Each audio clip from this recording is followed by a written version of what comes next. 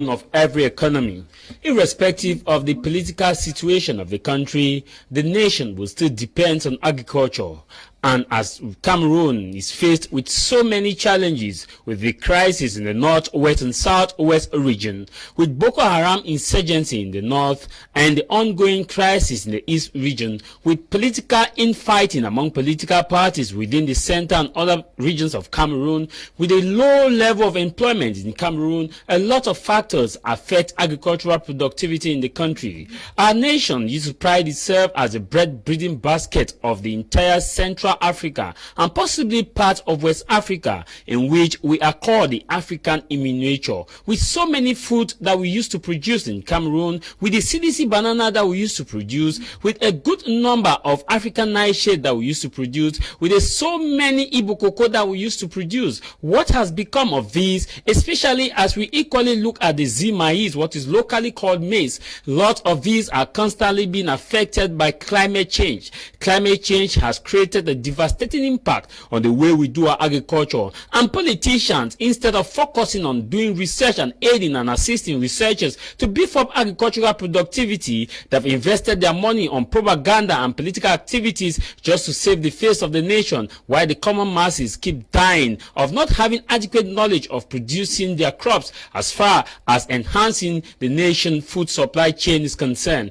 That is why the World Food Program constantly raised alarm and awareness that food supply in Africa is declining. But the question that they should ask themselves, what possibly could be the cause of the decline in the level of food production in Africa, especially Cameroon? The answer is simple. It is because agricultural researchers are not being promoted or being respected or being invested upon for them to do research and aid local farmers who are dominantly in charge of producing food that will supply the major towns and cities.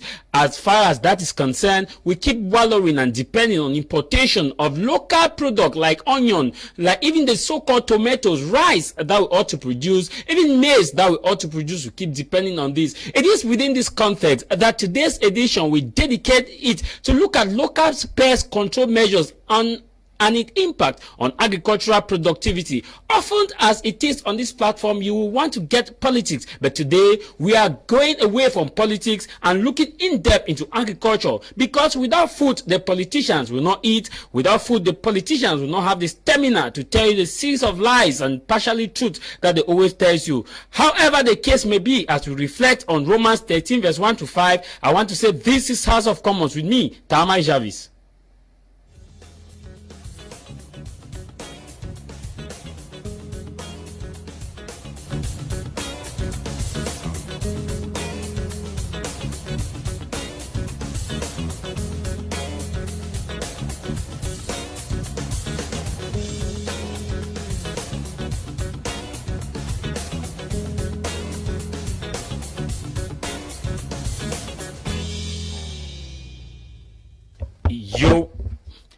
You're welcome back from that transition. If you are just joining us, you're watching House of Commons. It is a program that comes to you every Sunday at My Media Prime at exactly 12 to 1:30 p.m. On today's edition, we are looking at the impact on local pest control measures on agricultural productivity. Here in the studio, we have top researchers, the finest brain in Cameroon, especially in the entire Central and West Africa. Some of them, you may not have seen them in person, or you may have been reading their books. In the studio, I begin by introducing to you Dr. Okole Justin, who is a senior researcher at IRAD and equally in the University of Boya, and has several research work which he has carried out in terms of pest control and looking at other aspects which is regards natural means in which we can produce our crops from the organic perspective that will save our lives. Dr. Okole Justin, this is his first time to be part of the program here today.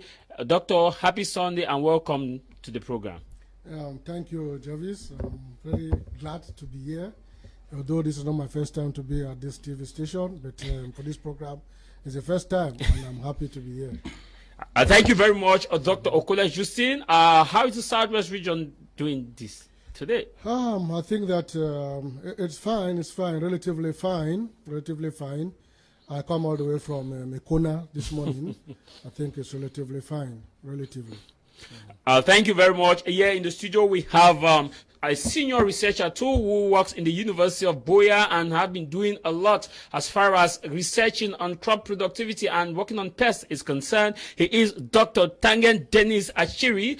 Dr. Tangen Dennis Achiri is one of the finest we have in Cameroon, though very young, as you may see, but he is older in terms of brain and research. Doctor, a privilege to have you. Good morning, Mr. Tajavis. Thank you very much for having me today in your studios. And good morning to all your viewers. And I hope that my contributions today will be very impactful for the life of Cameroonians and Africa as a whole. Thank you. Thank you very much, Doctor. These are the gentlemen with whom we are going to ride on for 1 hour, 30 minutes. As far as the program today, House of Commons, is concerned, I begin with you, Dr. Okole Justin. But first, before taking depth into the topic of today, a lot has happened in Cameroon. What is that caught your attention as far as the week was concerned? As far as we're concerned, I think that the mountain race caught my attention, and the scientific convocation which we had in Yaoundé at the Palais de Congrès. Those are two events that caught my attention this week. In Yaoundé, the researchers all over the country came together to see and discuss ways of, targeting the emerging and re-emerging diseases like the COVID-19, using even part of what we're going to discuss here today, the natural methods of control.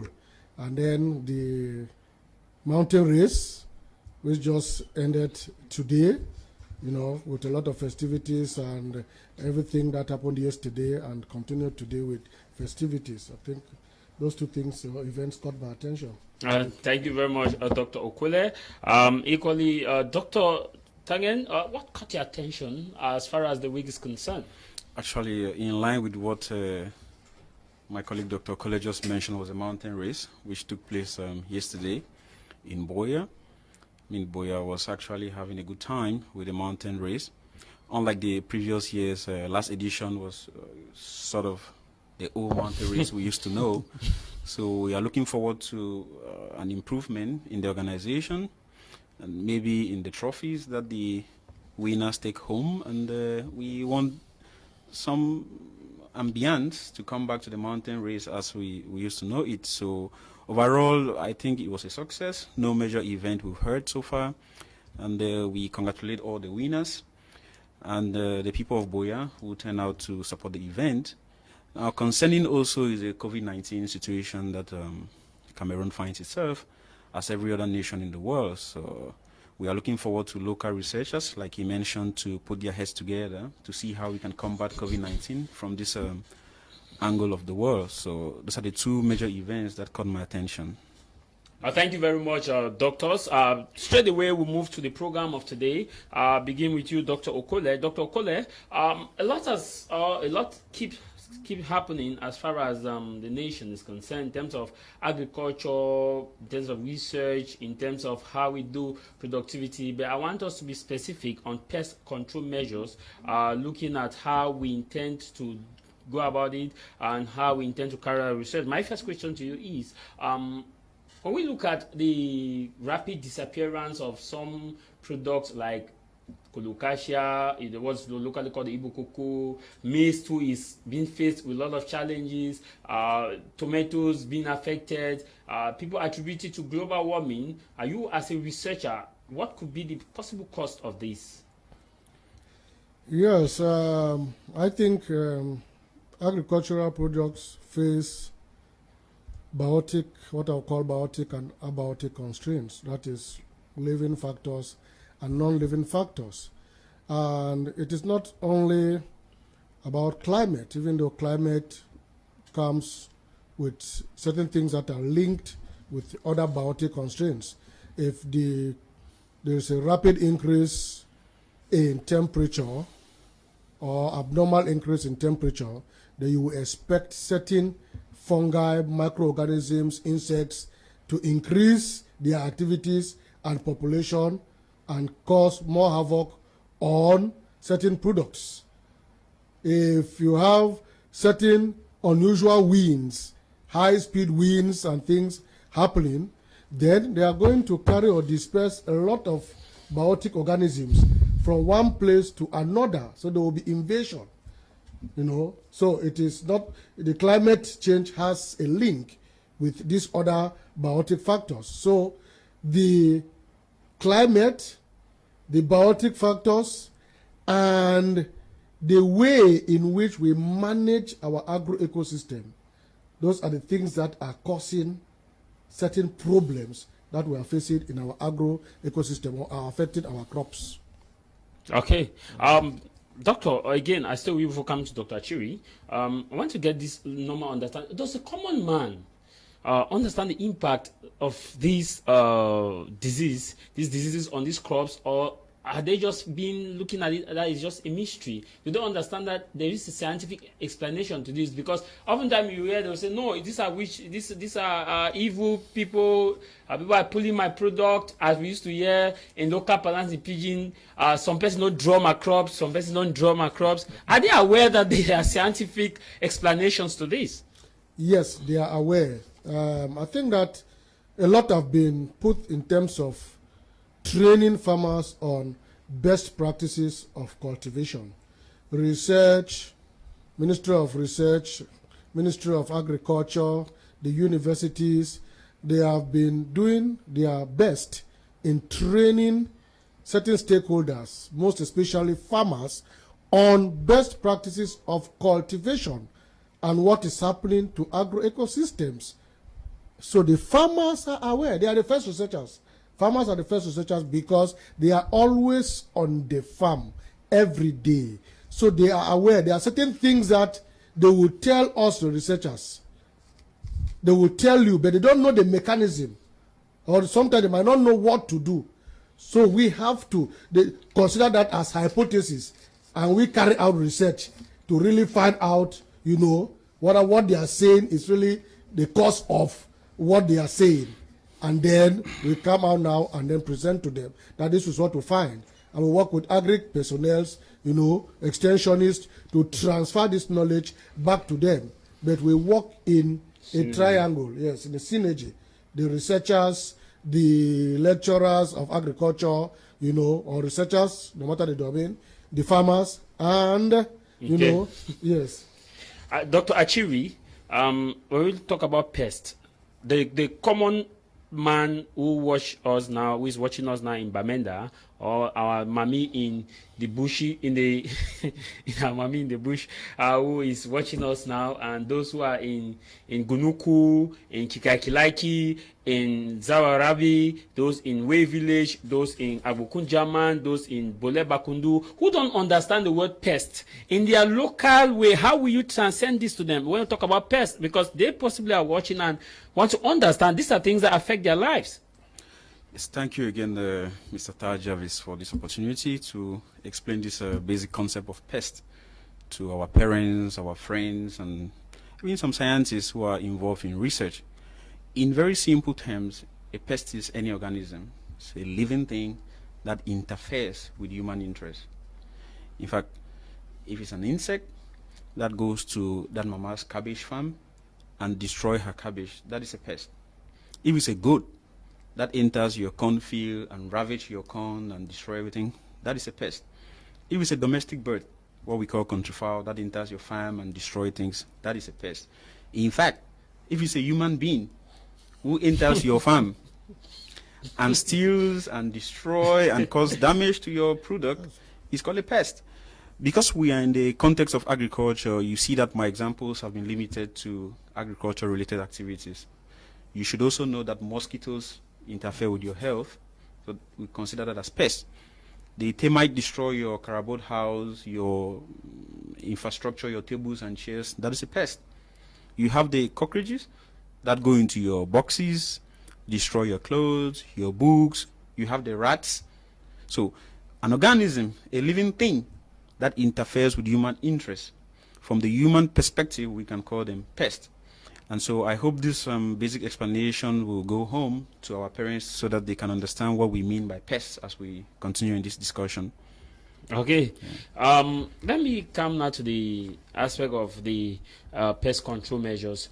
We've seen a lot of farmers these days just go about doing their activities without taking context of the impact that these set of pests do have on their productivity. And at the end of the day, you hear they'll complain that, well, you see, the crops do not do well because somebody bewitched it, because the soil is not good, this, that. But they seemingly not understand that there are some of these there are factors that affect the crops not to do well, not because it was bewitched, but because something affected.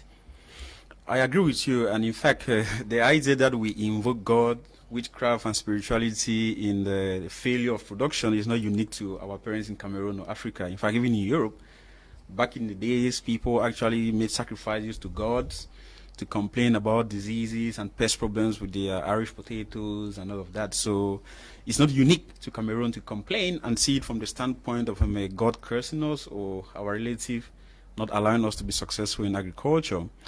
But the issue is that it's a very multifaceted question, what you've just asked. There are many factors that contribute to failure in production. So since we're talking about pests, pest is one of them.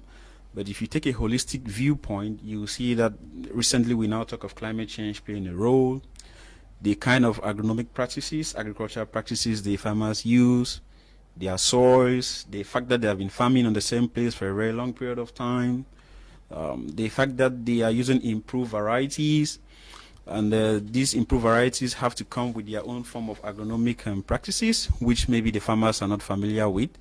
So you look at it critically, you see that from every angle, the farmers are bombarded with issues that affect their productivity.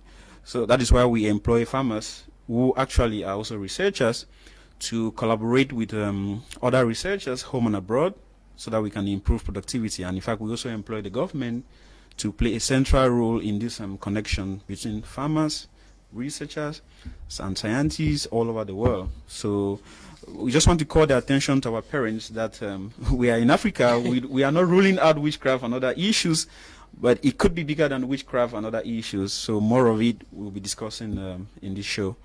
Okay, Dr. Okola Justin, let me come now to you. I want us to look at first particular way in which these pests can be controlled. We have organic and inorganic. Sometimes we just go and get, like he said, Dr. Achivi said that pests is something that disturb your crop from growing and affect it and affect the crops. So it can be in the form of an insect, it can be in the form of a wind control, it can be in the form of any form. Now, most often when we see that our crops are not doing well, we just go straight to the these guys that sell chemicals and just explain that something is happening in my crop, and they just give you a kind of chemical. And most often these guys are not even experts, are not researchers. Somebody just come out from the street and gets the capital, goes and buy all the materials and come and opens the shop and prescribe you a hell of product, which probably may have an impact not just on the crop itself but on human consumption.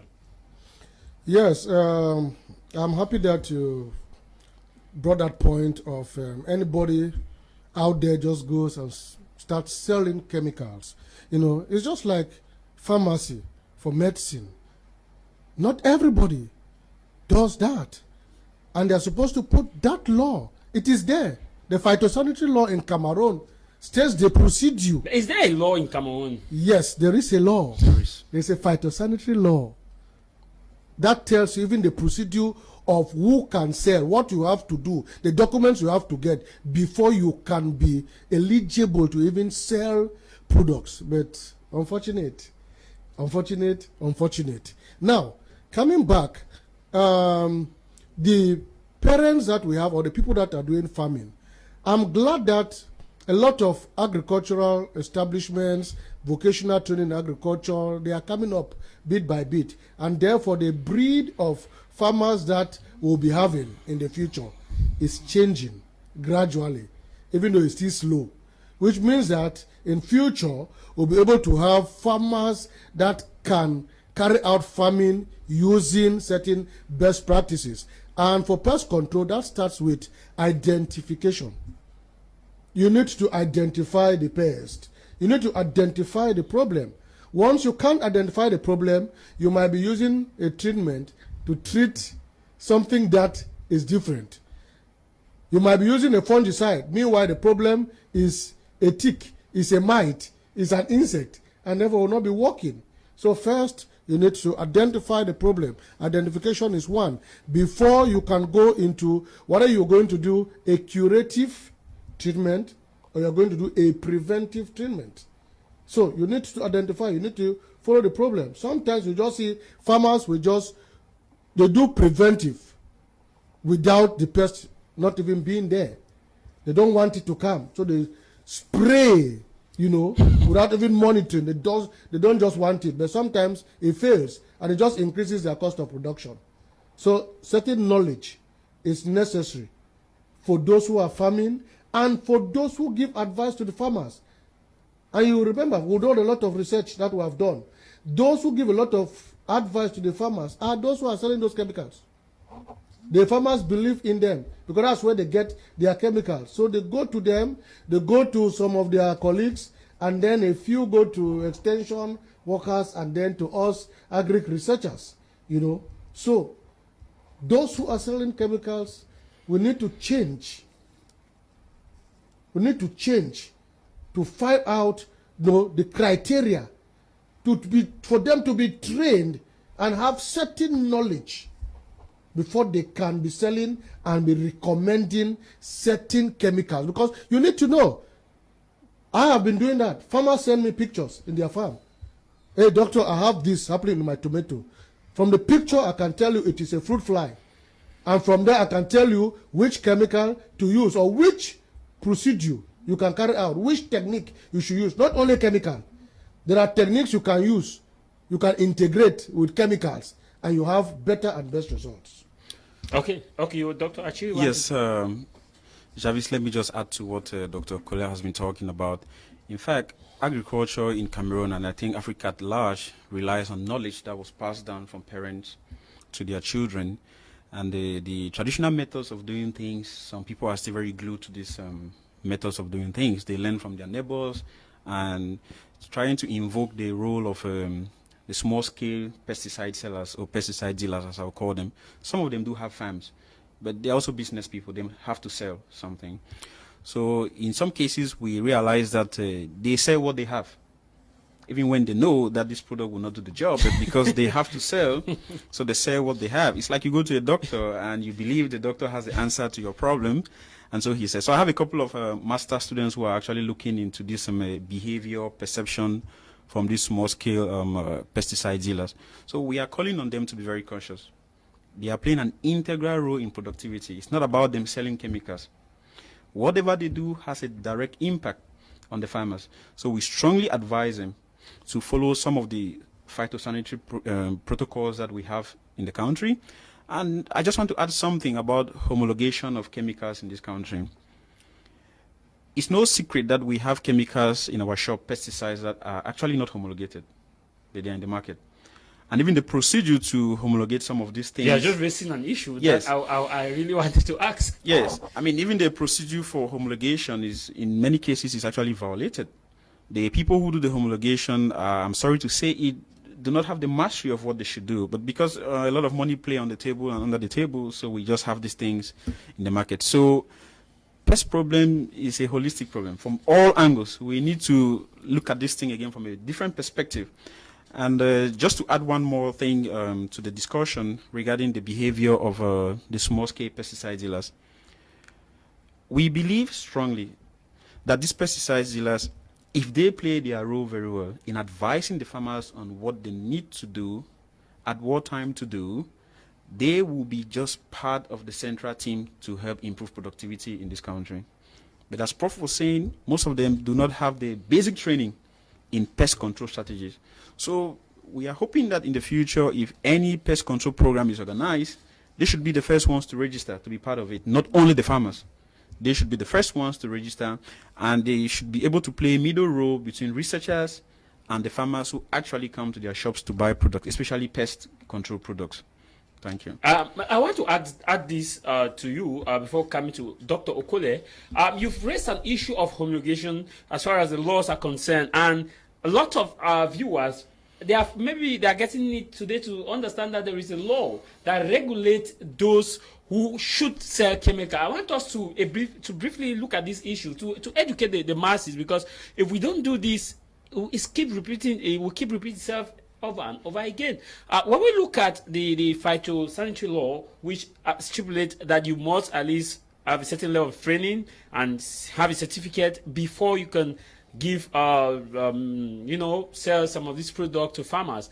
What could be the reason why these laws are not being enforced? Second, is it that those who are being trained as agricultural technicians, you are training agricultural technicians in the University of Boya, is it that when they graduate, they seem to go for other jobs than looking at what they were trained to do?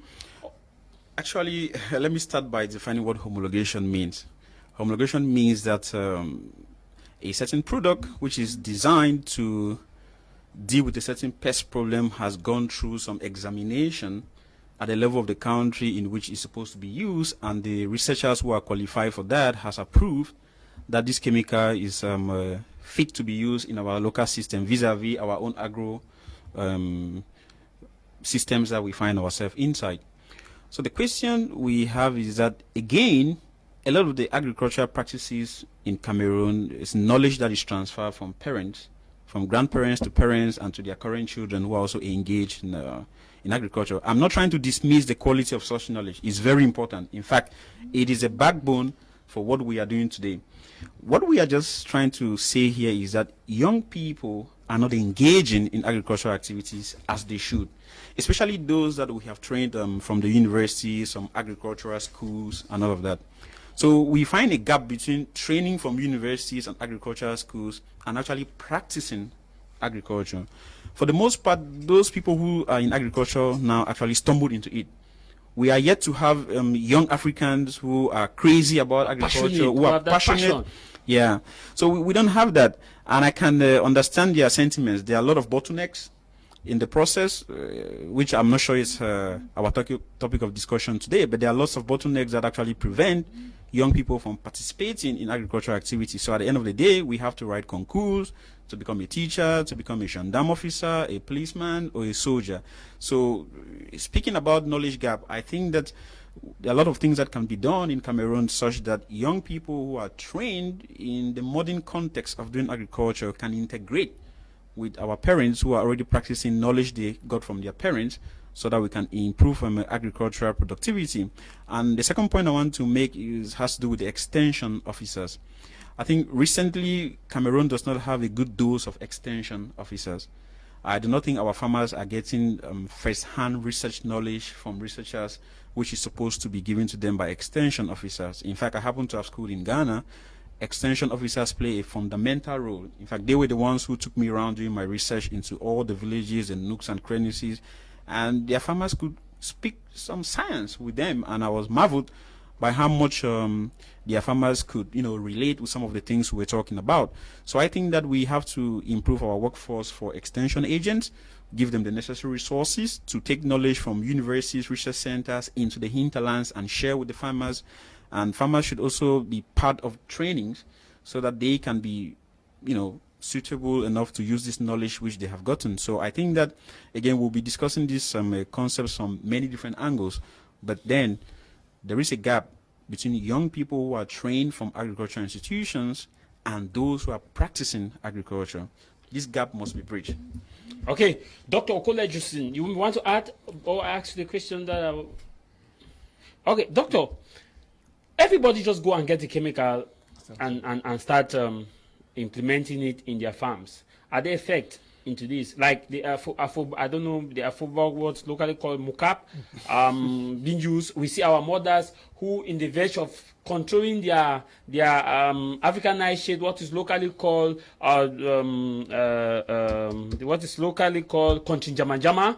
When you see the leaves are wrapped, you go and buy mocap, you put in wood ash, and you spray around the crop so that the wrapped leaves are not affected, so that insects don't eat it. And possibly, does this have the same trend occur with tomatoes, the same trend occurs with pepper, the same trend occurs? Are there effects in using some of these products, or are there natural ways in which we can control this pest, organic way in which we can control this pest without necessarily using some of these dangerous products like mocap? Yes, thank you. There are plant drugs insecticides, fungicides, herbicides, all those things that we use with respect to farming are plant drugs. And therefore, if you misuse them, there are effects. All of them, majority, and science has proven these effects. But most especially, if you take the pesticides, those that affect the living things, will also have great effect on us who are humans, who are also living things. And that is why if you take the registration list of any country, the government authorizes certain chemicals. And in that homologation or registration list, you will see the different chemicals, their characteristics, the crops that they are supposed to be used for, the pests that they are targeting, the dose, the frequency of application. You will see it there.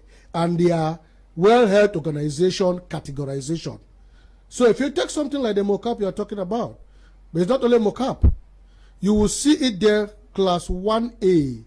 Class 1A is the most dangerous according to WHO. So mocap is one of those most dangerous chemicals that are registered in Cameroon. I happen to have carried out a consultancy, or I'm still a national consultant for FAO, looking at alternatives to synthetic pesticides in Cameroon, a national consultant. And that chemical came at the top. Now, class 1A, very dangerous. It's an organophosphate. It affects the nervous system. And a lot of research that have shown that things that affect the nervous system of, or the brain of an insect will equally do so for human beings. So you don't play with it.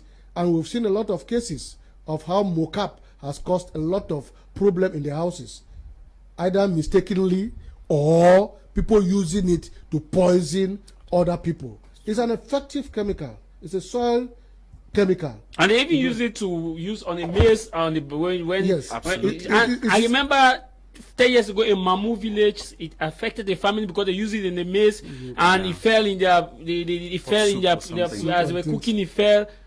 Yes, it is a very dangerous chemical, very effective, but very dangerous. But what a lot of people don't know is that mocap is registered for use only on bananas and plantains. That's number one. So, and according to the law, if you are using that mocap, which is the scientific or the active ingredient is etoprophos, either etoprophos or tebuphos. Farmers call all of them mocap, but you have two. You have etoprophos and you have tebuphos, which is called counter. What is usually called mocap is counter in reality, and it's tebuphos. And what I was saying is that it is registered only for plantains and bananas. If you plant banana, it's going to take about 12 months. So, and if you apply it 1 or 2 times a year only, it is there, straightforward, for the nematodes in the soil and for other soil dwelling around the plantains and banana. But now people use it all over. People use mocap in vegetable. People use mocap on maize. People use it on amaranth. People use it anywhere, even in household. I've seen a house and they take mocap and they throw the mocap in the ceiling that they want to drive away rats. Very dangerous because mocap has small granules. So any little thing, any little granule on the ceiling, any little hole, it will drop on your food, and you will be you have a lot of stomach problem. You can even die before you are taken to the hospital. So the issue is people should learn. Those who are selling chemicals, the government should try to do something, increase the standard and procedures of those who are selling chemicals. Does the SOP need to be reinforced? Yes, they should go through some trainings. 6-month training, have some certification before you are authorized. You must know certain things. Which chemical? Why should you give this chemical? Why should you not give this chemical? For which pest are you giving which chemical? They should know those things. A mama cannot come for contingent problem and be giving him mocap. Which is common, and we always see mocap. Yes. So they play a role, and the farmers too have to know. They should know who to contact. A lot of farmers have been contacting me. I don't just give you chemical because I just want to. No, I follow up and I know. Are you going to use a systemic chemical?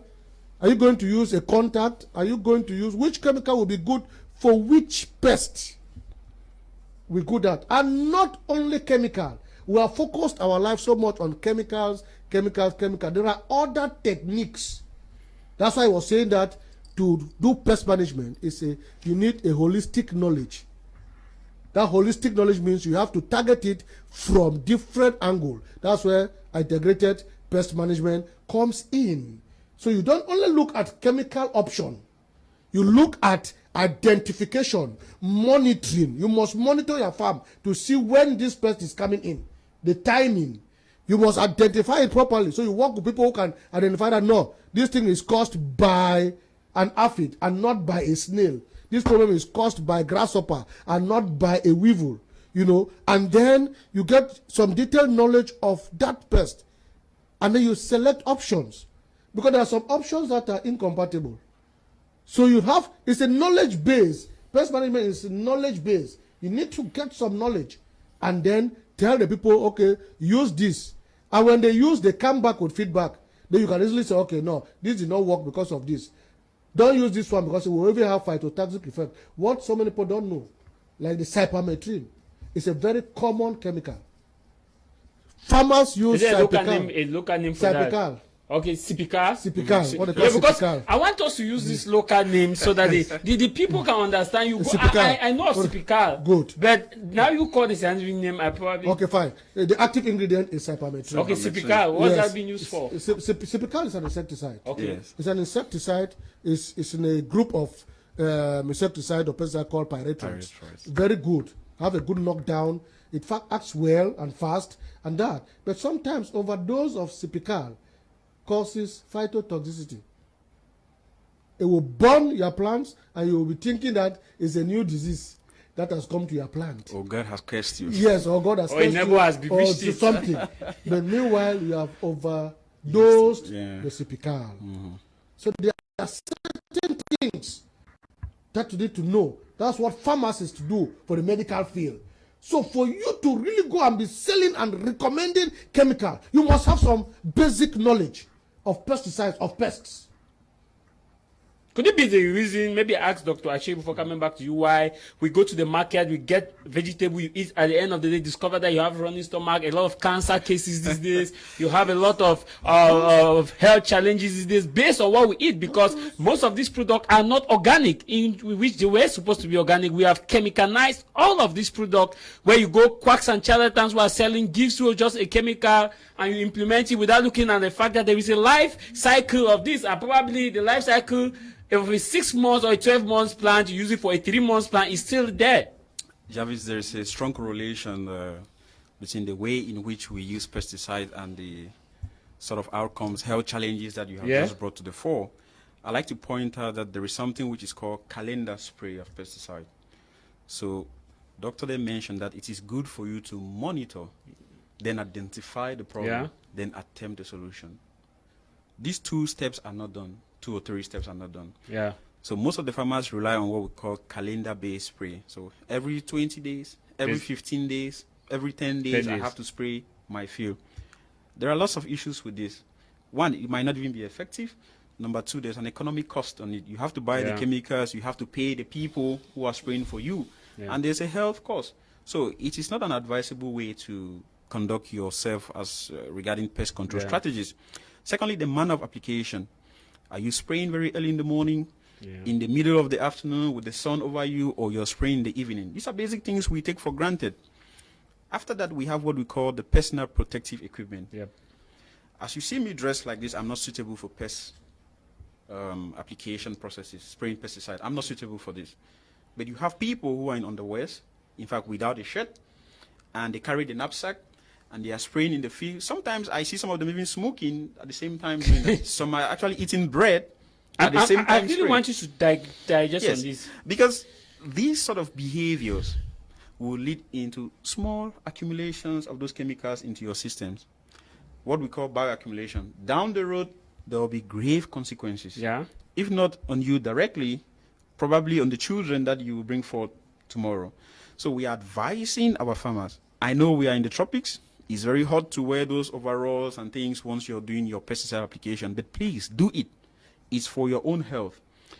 After that, the way in which we store these products, like he mentioned, some in the barns, some in the rooms where you live, some in the cupboard, touching your spoons and plates, which you eventually put your fufu corn and other things to eat.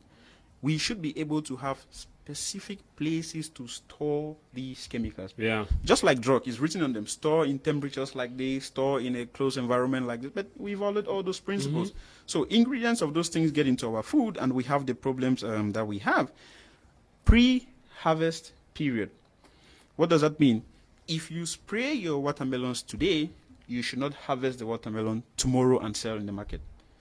A certain period must pass after spraying before you harvest and take the products to the market. So you find people who sprayed the country Jamanjama yesterday. Yeah. They are in that farm today, harvest that Harvesting. country Jamanjama and take to the market. So we come to the market and buy country Jamanjama that was sprayed yesterday. I mean, why would you not have a running stomach? So we are advising our farmers, please, it's not only about the money. You have to think about your, because they eat the Jamanjama as well. In fact, Prof, in one of my research, I found out that some farmers know about this, and let me shock you, they have two farms. There is a farm for their family, and there is a farm for the market. They farm for their family, they don't do all your chemicals. And They all do of that. organic. Yes, they go some degree of organic. And it is interesting to know that they know this, and yet they practice the alternative. Maybe it's because of our appetite. We want very aesthetic apples, aesthetic cabbage, no scratch Fresh on the cabbage, and- no scratch on the tomatoes, and all of that. So maybe because the way we think about food is actually causing the farmers to behave the way they are behaving. So again, this thing is a very holistic problem. We have to look at it from every angle. Just because one leaf on the cabbage head has some insect hole does not mean you should discard it, get the very, nice looking ones. I mean, you don't know how they got the nice looking ones. Yeah. So we are encouraging everybody to be part of this debate. What we eat becomes what we become. So if we eat things that are heavily infested, the cancer will come, posh belly will come, and who knows, scratches, itches. We have a lot of everybody. diseases. Yeah. You ask yourself, but where are these coming from? Complications. Just to follow up with what Dr. Achiri is saying, the problem is not, most of the time, the problem is not the pesticide. And to be honest with you, it is not really possible that we're going to drive away pesticide, Impossible. the synthetic pesticide, and concentrate on organic. It's not really. The issue comes from misuse. Yes, and that misuse, he has given a lot of them, and to add some of them, those misuse, overdose. Some farmers don't just want to see anything, one little insect in there. They will just overdose it so that they just, overdosing. And then using chemicals that are not registered for the crop. That's another thing that so many people. And those who are selling chemicals, they don't know this, so they cannot teach you that. Because like I said, there are insecticides, fungicides that are registered for particular crops. You have an insecticide that is registered to be used on tomatoes, but not to be used on banana, because they have not tested it on banana. So it's not registered for that purpose. So doing that is misuse.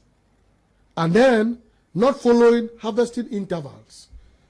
Sometimes if you read those containers, it is clearly written there.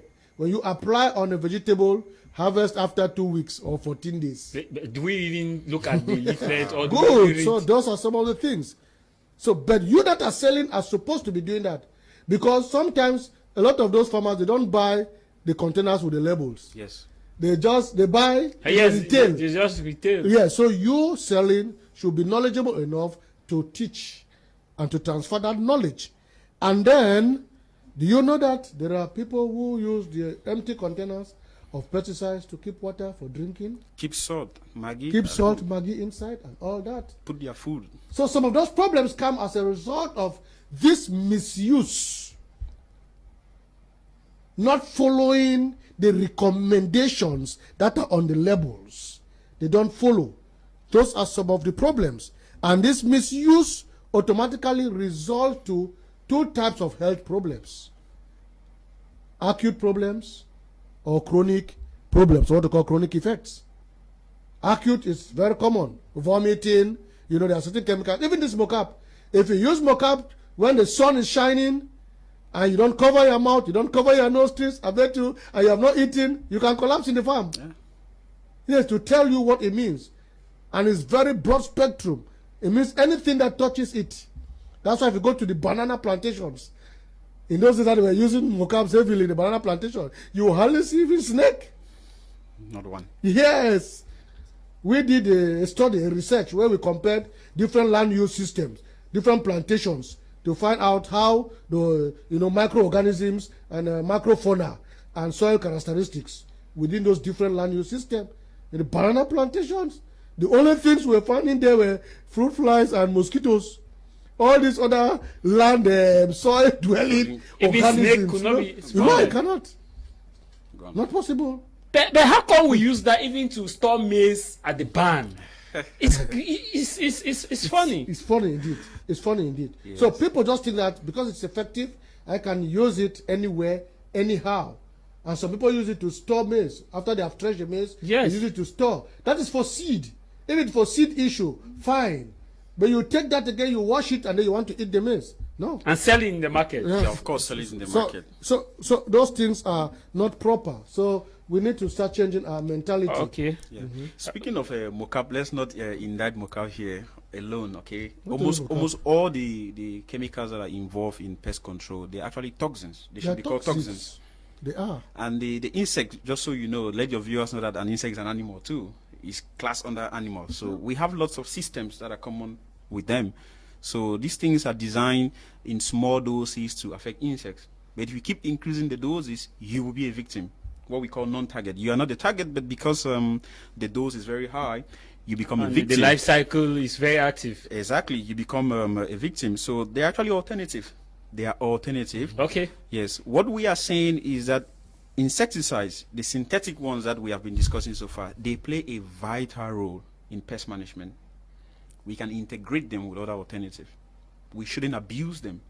Like Doctor was saying, not anytime soon are we going to discard these synthetic insects. Not anytime soon. They will be there, play a central role, but we can integrate them with other issues.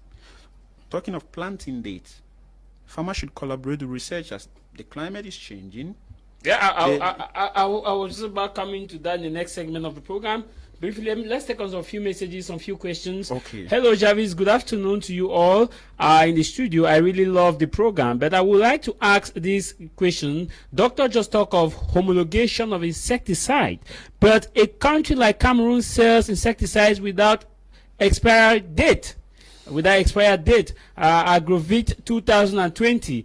I doubt if they are still good or expired. It's coming from Prince from Bamenda. And two, is there is this insect in the bushes that attack tomatoes, insect in the bushes that attack tomatoes and watermelon called Boko Haram picture. Here attached to it. These are issues that I program for the next segment of the discussion. Maybe briefly react on that so that I know we'll talk again about it because there is a slide you are prepared for that. Yes. So that's true. I know that worry. You say they are homologating and then you see a chemical with no expiring date. I don't think that chemical is homologated in Cameroon. Yes, the truth, we should be honest to ourselves. The government has tried its own part. It comes out with registration list every year. You can get the registration list. It comes out with this registration list. But people still bring in illegally chemical. I've seen a chemical which is written there, made in Ghana, not for sale, out of Ghana. Based in Cameroon. We have a lot of this cocoa products. You see, not for sale, but they are selling it. Yes, and if you look at the list, they are not registered. So nobody has come, imported it, and then followed the registration process with the Ministry of Agriculture. Nobody has done that. So they bring it clandestinely, and the market selling. So they do whatever they want to do. So you can't blame. So those are illegal products. Okay. Let me just add one more thing. I think to the homologation issues, not only are chemicals in the market without expiry date, we have chemicals with one language on the labels. Okay. I have come across many products in the market just in French. I'm not trying to indict French here, but it's an issue. It's a real issue. This is a bilingual country. Some of the issues I was discussing with my prof as we drove here, these are some of the issues we are talking about. Not everybody can read French. It will be good to have some of these chemicals labeled in both languages. Like we have with medications. Yes, I mean, even in Pidgin, maybe. What's wrong with that? Maybe with Pidgin. So I strongly encourage those in the homologation committee to have this as one of the issues to look up to. Once you approve a product to go to the market, the labeling should be in languages that everybody can understand. Both languages. It will be very good. Not all of them, but I have come across some languages. Yes. Actually, to add on that, the FAO Code of Conduct for the distribution, sales of pesticides and all that insist on that point. Yes. You want to sell a chemical, the labels must be on, the national language must be on the label. But so it's not begging. Yeah. It's not a matter of, it's there. According to what Dr. Chi is saying, is that's not the case. No, not for all of them. Not for all of them. Some have. Some have both languages. Some don't have. Some don't have. It's a real problem. Good morning, everyone. I am a tomato farmer. Can you please tell me the best chemical to be used to harvest more potatoes? It says, please, I am a farmer. Can you please tell me the best chemical to use to harvest more potatoes? This one says, oh my God, I am really learning a lot today. Thought I had a little idea, but it has been broadened. Please, thank your panelists. Please, they should come to rural areas and sensitize farmers. If not, farmers are really helping to kill Cameroonians. Is Abanda in Toledo. This other one reads, it says, happy Sunday, Jarvis, and everyone in this house. I am learning a lot from this program. God bless you people. Esther from Yaoundé. This other one read, it says, I am Julius from Boya. I think this is a kind of program we need to be talking about, not only politics. Thank you, House of Commons, for your brilliant panelists this afternoon. Thank you very much for that. I hope that when the panelists will want to come next time, you assist them, eh? This other read, it says, good afternoon to you. I think it is a nice program. We are learning. Just keep up. Kudos to the two doctors in this house. And I want to ask a question. What of chemicals that don't have expiring date? Do we still use them? Does it have effect on humans? If yes, how should we do this? Please, when you send us an SMS or a message, indicate where you are texting us from and your name so that we can properly acknowledge you. We just have to protect ourselves. This other one reads, Doctor, maybe quick reaction from any of the messages I will give you, Dr. Chiri, briefly before we dive to the next part of the program. Okay, it seems expiry date is a genuine concern for your viewers. So my advice to them as I speak here is that please do not take a product without an expiry date. Until the country or the dealers can address these issues, it will not be good for you to engage in such a product for many reasons. So that's my simple address. And secondly, to the viewers, I just want to thank them for their engagement.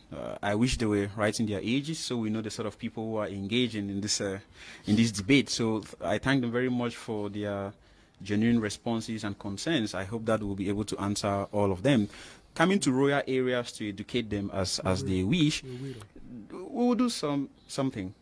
But we also encourage them to tune to television shows like these, radio programs, and I hope that we'll have more platform to share our expertise with them. But they should also know that they are the first researchers. They have a lot to offer. They shouldn't just look at us because we come with this doctor, professor thing and start to ask us to prescribe. The person who asks us to help him improve his tomato production, I just want to answer him that we cannot do that from the studio. Every farmer has peculiar issues. It will be good for us to have some communication. Communication and visitation. Very good. Where is it? What's the location? Yeah. What type of soil do you have there? What have you been using? A lot of things, yeah. So the farmer has a duty to see extension agent researchers as doctors, where he actually explains what his problem is. Then the doctors conduct some examination, then learn from his knowledge to see how to work together to solve the issues. Perfect. He cannot be at home send a text message to the studio and ask us to respond to his worries. So I'm advising, I don't know the name of the author of the message. He can contact us privately or talk to other agric extension agents around him, probably take some of them to his farm and show them something or bring them to wherever he can find them. They have to work as a team. It's not something that he can make a phone call or just call TV and get a solution. So that's my contribution. It is Prince from Bamenda. Prince from Bamenda. Okay, Prince, please get our contacts and if possible, also contact researchers around you and share your particular problem. From the studio, we cannot answer all your worries. Okay. Dr. Okole, you want to react briefly on the messages? No, I think, or you conclude on this first part so that we'll move to the second part? Yes, I think that we are very happy that people see this as a very important topic. We'll be coming from time to time, but we will step up our efforts, you know, either through the research, through the Ministry of Agriculture, the university, and other non-governmental organizations that are into extension somehow. We'll try to come out with all this sensitization, training on pesticides, and all those things. We'll come into that.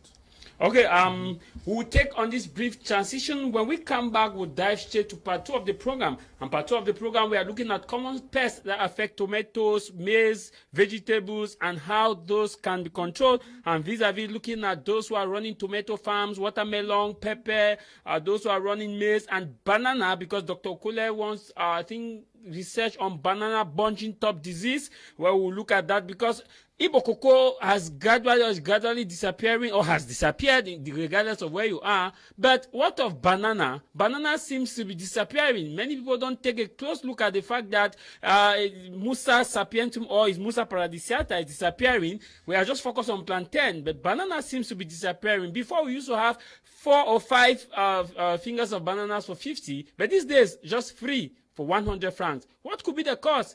It is disappearing. We'll be coming back.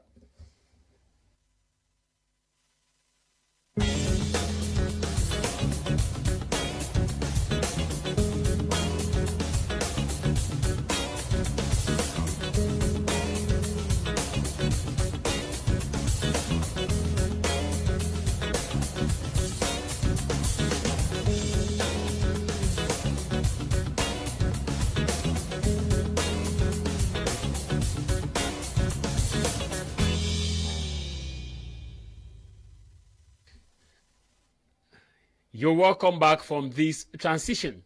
Have you taken a close look that previously we used to have bananas? I mean, not the CDC bananas, but the normal natural bananas, which we locally called country banana. The normal banana we used to have at least 5 fingers for 50 francs, and sometimes even for 25 francs. But this particular time, it is 3 for 100. Because it's gradually fading away. We are focused more on plantain. Everybody's producing plantain, and very rarely we see banana. Could that be a factor, a cause, or diseases, or what could account for this? And those of you who are dealing with tomato production, those of you that are dealing with watermelon, I think this session of the program is for you and how to locally control the pest in your locality. Remember a while ago, Dr. Achiri and Dr. Okole talked about the aspect of protective gears when working in these farms and when working in farms. That's why you see CDC invest a lot in protective gears for all those who are doing their spraying, their chemicals. You see they are well protected. But it's common, as Dr. Achiri puts it, that we just spray. Sometimes we eat in the process. We say black man no dey die dey see, and black man system strong. Could this be the reason why we constantly have problems, cancer, a lot of diseases, and you go to the market and buy a certain level of tomatoes or you buy a certain level of watermelon and you eat it. The moment you eat that watermelon, you start having running stomach, health challenges left and right. What could be the reason? This is House of Commons, and we are diving straight into that. I begin with you, Dr. Okole Justin. Dr. Okole Justin, you run a research, I think that was prior to the Anglophone crisis, with Dr. Ekwa Monono on banana bunching top disease. We are looking at this aspect of banana fading away. I don't know if you have taken a close look that banana is fading away. Yes, if banana is fading away, it's just because of interest. People are not having interest, or we're not having interest, but it's changing. They're not having interest in banana because people thought that banana was food for the poor, and banana is food for pigs, for goats. So if they see you eating bananas, it's like, oh, it means you have reached a poverty level that, oh, but it's ignorance. Because most of those foods that we are thinking that they are poor man's food, those are the foods that are very rich nutritionally. And I'm happy that so many people are gaining interest on banana production. I've gotten some people who have made me that they need seedlings for banana for this year to plant. What about 5,000 seedlings that they want to plant for banana? So it is just that interest. And then what happened at a certain time is that there was a disease that affected the bananas that were existing some years back and ravaged a lot of bananas, especially with the plantations too. That's the fusarium.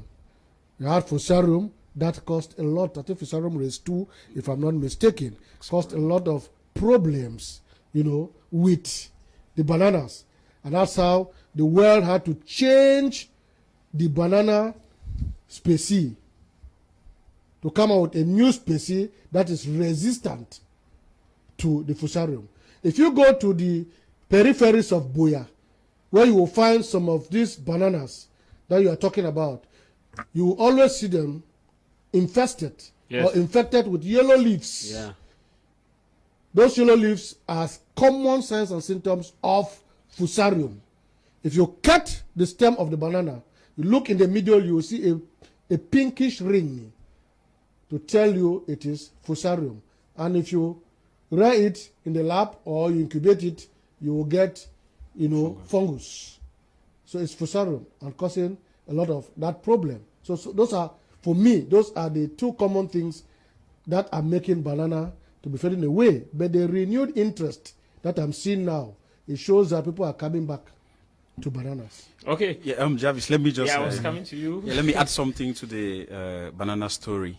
In fact, let's be very honest on this panel. The Anglophone crisis has caused many farmers and young people to leave their area of production and settle in towns like Buea, Limbe, and Douala, Yaoundé as well. So lots of those farmers who were engaged in banana production, like many other crops, are no longer engaged in production, and that could cause a decline in productivity. And just so you know, yesterday my wife bought 5 bananas for 200, not 3 for 100. So in Buea, yesterday around my neighborhood is 2.5 bananas for 100 francs. Yeah. I think that we also have new markets, which is a good thing. I mean, if Nigeria is buying Cameroonian bananas, it's a good thing. It means we should engage more in production, not less. We should not close the borders to prevent Cameroonian banana from going to Nigeria. Rather, we should invest in banana production in Cameroon so that people can leave cities like Douala, resettle back in rural areas where they can access land, and we make some loans available for them to engage in banana production, of course, in collaboration with him, who is actually an expert on that. I think another aspect is that if you take a look at CDC produced tons and tons and tons of bananas. But the CDC banana is not for the Cameroonian gastronomy. I don't know if you are aware. I have not come across Cameroonians peeling CDC banana and eating along the street.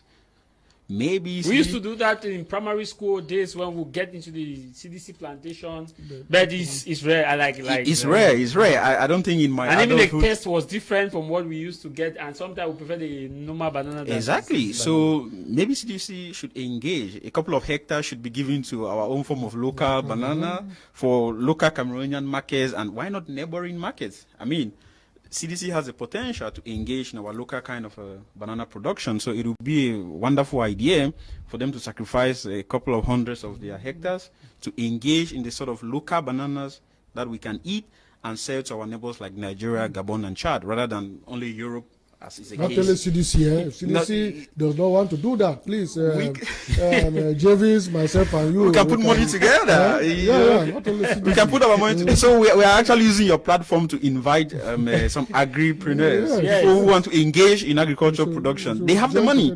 maybe they just don't have the right people to work Expertise and things with. and So I don't know if it's allowed, but we are also using this platform to tell them that, look, you have people on the panel who can work with you, can Okay. coach you through And that. they can contact us after the program. Absolutely, yeah. Good afternoon to you all in the studio. I love the program. It is very good and I am learning more from it. Thank you all there. It is Godwill from Yaoundé. Godwill from Yaoundé. This other one, it says, thank you for your explanation. Happy Sunday. I am a young farmer in Mutengene. I just wish someone like you doctors can visit my cocoa farm and give me advice for better harvest. Clovis in Mutengene. This other one reads, it says, good afternoon. I am enjoying your program. I am a cocoa farmer. Please, I wish to know the best chemical for the treatment of capsid. I am Taninjong from Manfi. Taninjong from Manfi. Those of you who are sending us SMS, please do well to credit it and tell us where you are texting us from so that we can properly acknowledge you in a way that the panelists can best know how to address you. While we wait on the other messages to load, because the messages are so many, and in case we may be unable to read your message, please bear with us. The time constraint. Let's take on some, those who are watching us on Facebook. It says, good afternoon. Hi to the crew on board. Nice program. Ndiwum from Bamenda. Got good topic and good knowledge shared by the panelists, Dr. Okole and Dr. Achiri. Is coming from Brilliant Sisang from Facebook and a lot of messages from Facebook. Let me come back to you, Dr. Achiri. I want us to now be specific, looking at the tomatoes, farming, watermelon, and the various diseases, pests that affect this product. You have a slide on that, I'm sure. Oh, yes.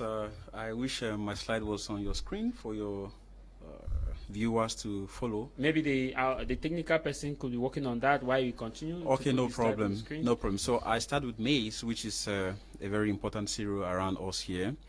And prior to 2016... Yeah, it's on the screen already. Yes. Prior to 2016, I think one of our major problems in maize was what we call stem borers. But again, with the climate change story, we now have an issue with a new pest, which is called the fall armyworm. So I will not go into their scientific names here. And these are insects that actually ravage maize seriously.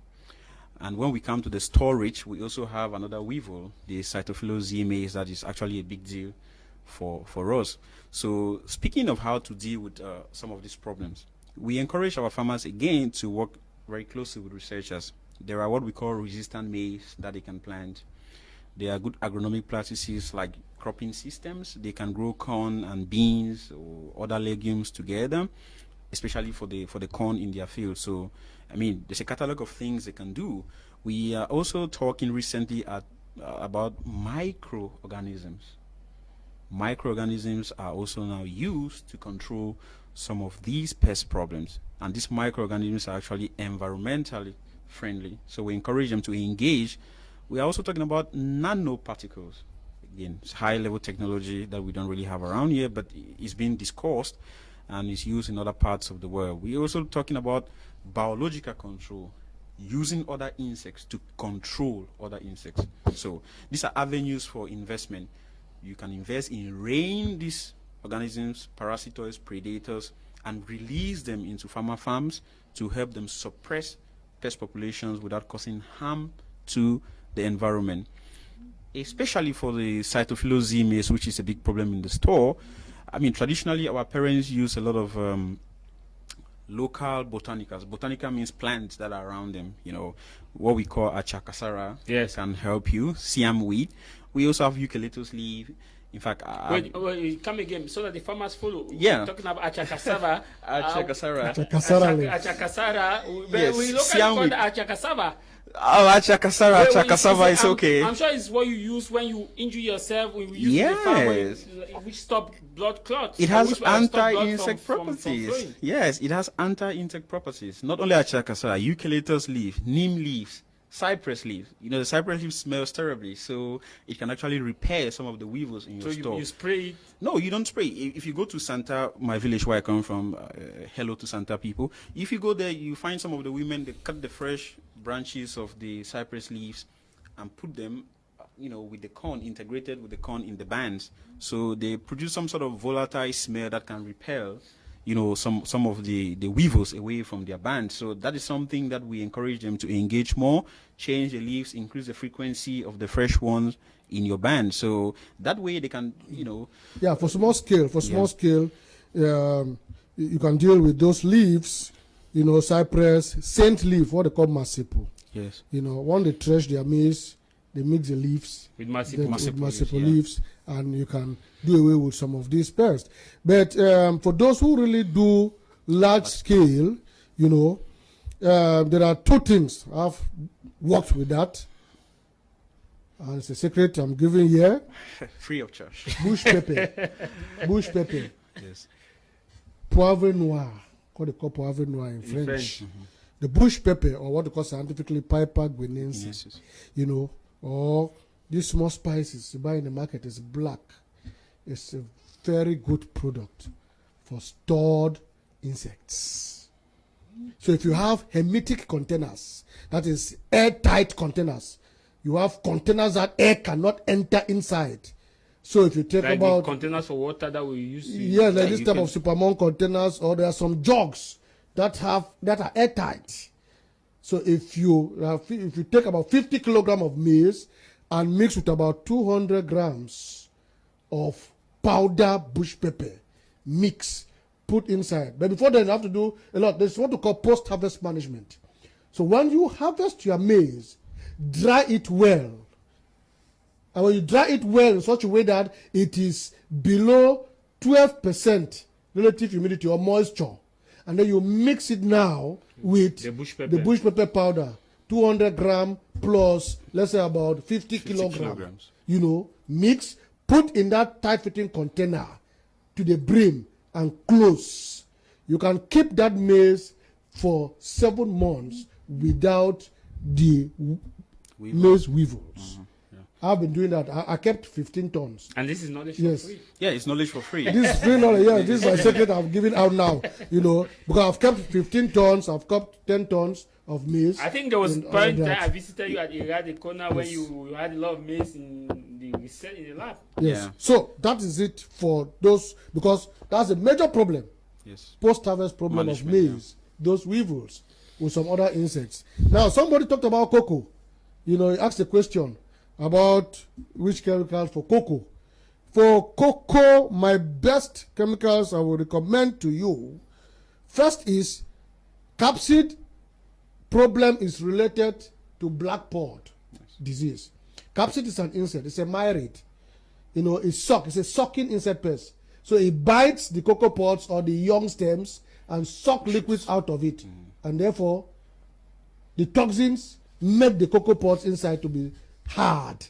You understand? So, for you, once it does that, all those small bites attract opportunistic fungi and also the Phytophthora, which comes and stays there, then makes the pod more rotten by feeding and taking advantage of those wounds. That's how you come to get black pods. So it is interrelated. So, which means that for you to deal with this very well, you have to use a fungicide and you have to use an insecticide, and you must know the period to do that. This is the best period. From December till now, this is the best period that people are dealing with capsid. Yeah. So, for capsid, I have 2 chemicals for you.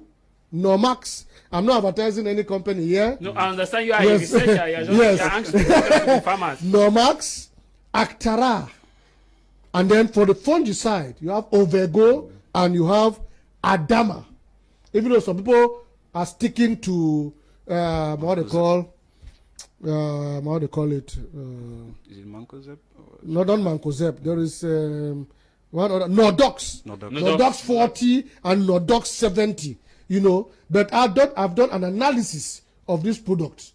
Nordox 40, Nordox 70, they are just copper sulfate. They come number 3. Briefly, Dr. There is this practice that people use, especially when they are dealing with cocoa production. I know why we'll continue with the others, a set of crops like watermelon and everything. Let's talk about this issue of they want good yields of cocoa. You see, they use what we call carbide, mixture of carbide, and they think that that is what gives them a good yield. I think it is a practice that many researchers have been discouraging. Many people still do that, especially when you give your farm for what is locally called two-party.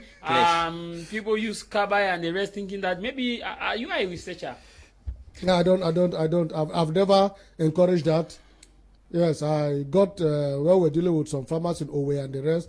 They talked about that. I discouraged them. I've never encouraged that, and I don't see it. I want us to look at the effect. But maybe sometimes it's nice to take these things as hypothesis and then carry out A research. a real research where you will use carbide in some plants and some other plants you don't use carbide, and see what will come out. Yeah, actually, it's not good enough to just dismiss farmer knowledge. Yeah. Okay, farmer knowledge is very important.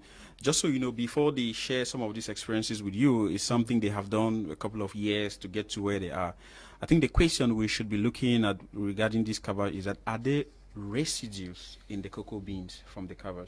When I talk of residues, just so you know and your viewers know, most of the cocoa beans that is produced is exported. And Europeans and the other part of the world have their standards. There are lots of cocoa beans rejected at the level of Europe. So it's actually causing an economic problem for us. Why cabbage might be important in killing the pest, increasing your yield? What about your health? Are you paying the price with your health? Is your cocoa bean going to be rejected at Like the level? we had there was a slide on the screen. Yes, Maybe the so the technician. cocoa, yes. Like, Those are capsids. Yes, it's What you capsule. see there, that's a capsid, Shalbigella, you know, and then that's the effect. You know, it starts from small black spots and then goes to black pot. You know, now what he's saying, first is that carbide registered and accepted to be used on cocoa? Two, what is the maximum residue limit of that carbide in the cocoa? The first thing is that if it is not accepted to be used on cocoa, it's a big problem.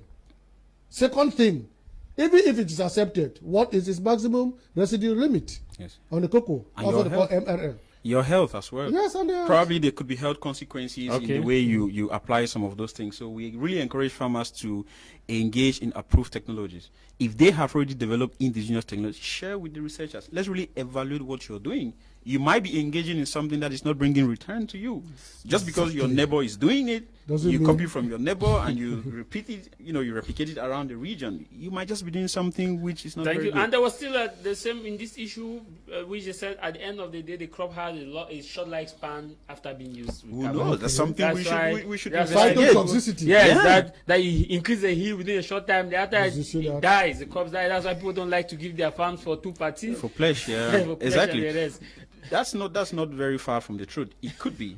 I mean, it's something we should take a look into. What was the lifespan of your field using this? What's the environmental effect? Environmental impact? Is it impacting on bees? Is it impacting on other parasitoids or parasites that are useful? Okay. So we need to check. Good afternoon to you in the studio. I am enjoying your program with encouragement to farmers to practice organic farming. It is Jaffet from Bamenda. This one says, good afternoon. I think the government is trying to encourage modern agriculture. It should reduce the tuition. I think if the government is trying to encourage modern agriculture, it should reduce the tuition fee and create more institutions. Me, for example, I am very interested in limited finance. Abanda from Tole, 35 years old, as you indicated the age. So okay, thank you. Amanda. That's great. Wow. So that's a good day, sirs. The program is very interesting. May God bless Dr. Okole and Dr. Tagen for the wonderful lectures to educate the public, especially the farmers. The government should at least support and sponsor their great achievements. May bless all. God bless. May God bless all the panelists too, especially the moderator. This is Tata bless Botake from Kumba. Okay. Bless Botage from Kumba. This other one read, it says, good afternoon. It is a nice program. I really wish we can have more time with doctors so that we can learn more about what is ongoing. This should be a trend on House of Commons. Okay. Come on. We'll review that. This one says, Sylvester from Kumba. He says, good day, Taj Jarvis. I love the program. Thanks for your panelists for educating farmers, especially this upcoming planting seasons. Courage to you people, especially to Dr. Tagen Dennis Achiri, alias Lembi, my childhood friend. Sylvester writing from Kumba. Yes, that's true. So Sylvester, yeah, I know him very well. My childhood friend. Yeah. Okay, let's continue the other set of watermelon and possibly tomatoes. Yeah, actually, before we just dive into that, I'd like to thank Abanda for mentioning his age. He's actually a young man who wants to be engaged in agriculture. This is very important for Cameroon. For this country to have a turnaround, young people must have a platform to actively engage in agriculture.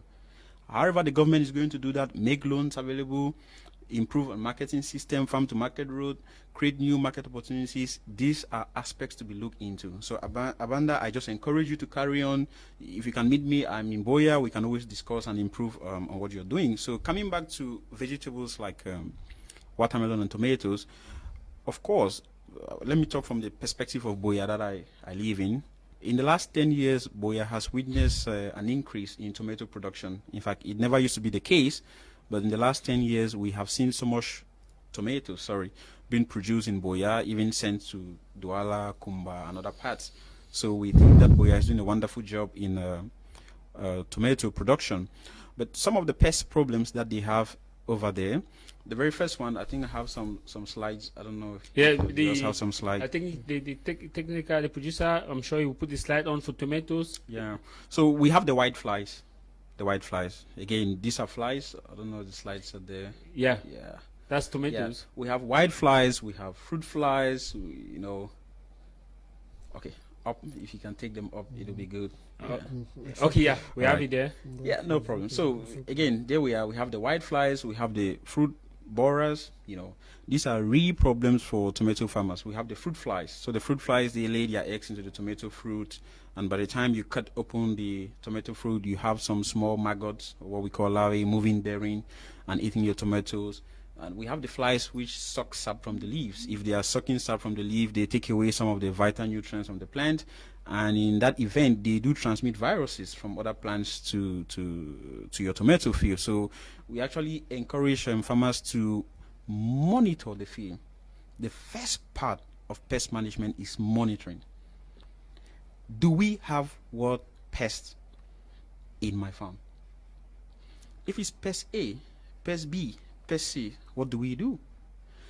Just so farmers know, one insect in your tomato farm does not guarantee you to engage in a pest management operation for 500,000, 50,000, 70,000 with just one insect in your field. There is such a thing which is called threshold values.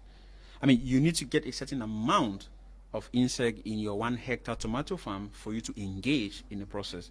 These are things that we take for granted, and that is why farmers engage in calendar spray. So we are encouraging farmers, talk to your researchers, understand the threshold values. If I see 10 white flies, should I engage in a program? Walk through your field. Is it that they are concentrated in one part of my farm? And if that is the issue, can I block this area and target it? Do you have to engage in the entire field if you have the problem in just one small area in the farm? There are many things that we encourage farmers to. Like we see that on the screen. You see where the fruit down, the disease on the fruit down. No, that's actually an insect pest. That's Helicoverpa amigera. So they actually bore into the tomato fruit. I think the slide I just moved. They bore into the fruit and destroy your plant. Recently, I mean, for Cameroon, it will be recent, but it's old technology all over the world. There's what we call the use of pheromones. Pheromones are actually volatile chemicals that insects can perceive in the air. So you can inundate your farm with some of these pheromones to confuse the insects, or you can use them to mass trap the insects. So there's some sort of pulling force. You have a pheromone here, you take a piece of paper like this and put some glue substance and have the pheromone, so the insects fly and they get stuck on your piece of paper. That's one way they can do it. The pheromones are quite expensive, but I mean, even Doc is into some sort of research around that. They are trying to use local products like the waste yeast. Those who prepare char, the corn beer, even what they dump actually has some components that can attract insects. So, I mean, we really encourage our farmers to engage with their researchers to see how they can deal with some of these pest issues. So the bottom line I'm advising is that it is not enough for you to find one insect and you engage in a farm-wide pesticide pest control. So please talk to your researchers, get an understanding of what we call threshold values so that you can improve your bottom line. Yes. Good afternoon, Mark. It's Mark from Kumba. What you said is true. Farmers are to be educated on how to manage their farms. This other one read, he says, good day to you all. Thanks for these educative lectures on agriculture. I wish more of these would come up to help us. Is me Mazi in Bonaberry. Be Mazi in Bonaberry. This one read, it says, just to say thanks for the wonderful program. I am a beginner in farming and I have learned a lot more of this program will really help many of my kind. Diana from Douala. Diana, sorry if I mispronounce your name. Diana from Douala. Everybody's recommending that we have more of this program, and greetings to you people in the studio. I love the program. I am 35 years old. I began as a gardener in Bello subdivision. My name is Chi Godlove. Doctor, people are responding to your demographic. Yeah, it will help us. It will help us. Yes. Just to add something on tomatoes, tomatoes, the key pests there, you have fruit flies, white flies, aphids, leaf miners, and some caterpillar, the helicobacter that he just said. And for you to target each of these pests, you must have some knowledge on their life, the life system of this pest, their behavior, what we call in big grammar, their bioecology, So if you take something like the fruit fly is what most farmers call in their local parlance as stinkers. Stinkers lay their eggs inside. And once they have laid their egg inside the fruit, it is not easy for you to control those maggots inside the fruits. Yeah. So for them, it is good for you to target them before they lay their egg. That's what I did in my master's. I studied when those fruit flies are laying their eggs, what time of the day, the peak period, and what you can do to storm them before they lay their eggs. So you must get that. So most of them are controlled by preventive method, using pheromone traps, especially when they are about to lay their eggs. White flies and aphids are sucking insect pests, which means they suck out sap out of the plant, either on the stems, mostly on the stems or the young part of the leaves or the stems. So there you can use a contact/systemic insecticide. And now you have insecticides that certain insecticides that are systemic and contact with two different active ingredients. Like you have things like the Doyen, then you have imidacloprid, made up of imidacloprid plus, yes, another insecticide. All those, one is acting as a systemic, one is acting as a contact, and then two different ingredients, they will join into that. Doctor, unfortunately. And all that. So, and then they should not use this after. They should, when they are spraying, time, flowering.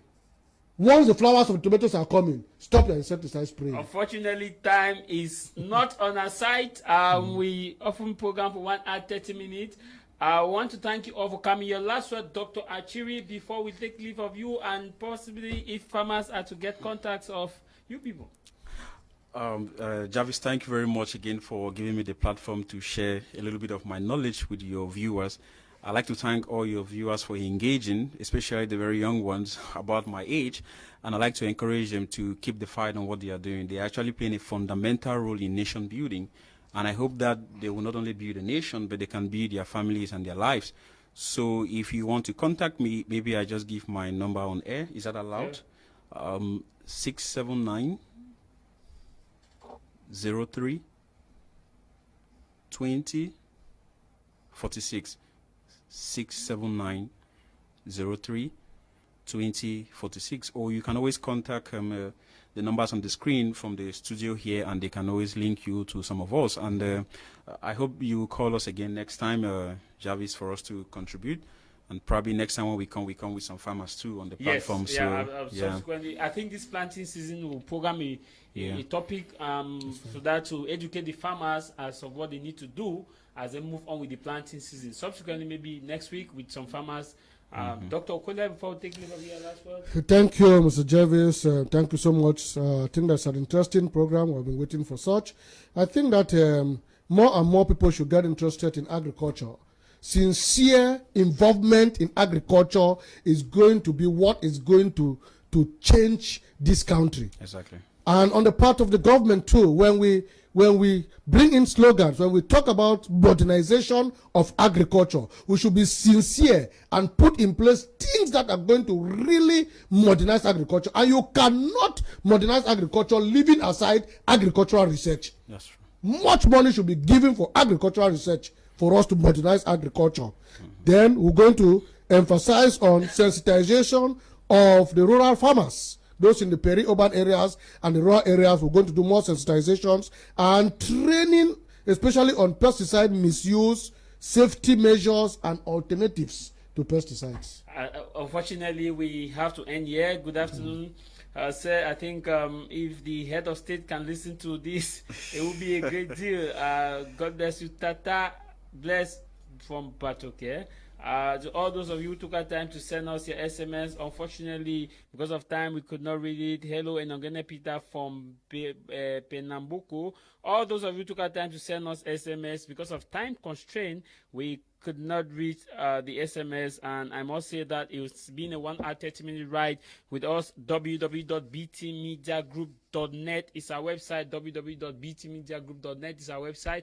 All the programs, all of our programs are on our YouTube channel. Our YouTube channel is is BT Media Group. BT Media Group is the YouTube channel. BT Media Group is a YouTube channel. When you get to YouTube, you type BT Media Group. You can subscribe so that all of our programs will be, you will have view our knowledge about it. Facebook, My Media Prime. You can follow us on Twitter, My Media Prime on Twitter. You can get to us on the numbers that you had on your screen. If you want to participate on any edition of our House of Commons, my number is always on your screen for the program House of Commons, which is that. Thanks for watching. And of course, I leave you with this: no matter the matter, what matter is your matter, and what should matter for you is that you should take agriculture serious. Not until then, stay out of trouble. God bless Cameroon. Thank you, Ewan Elolinga Ella, and all those who took our time to do this program. Bye bye from Ben Dumbage.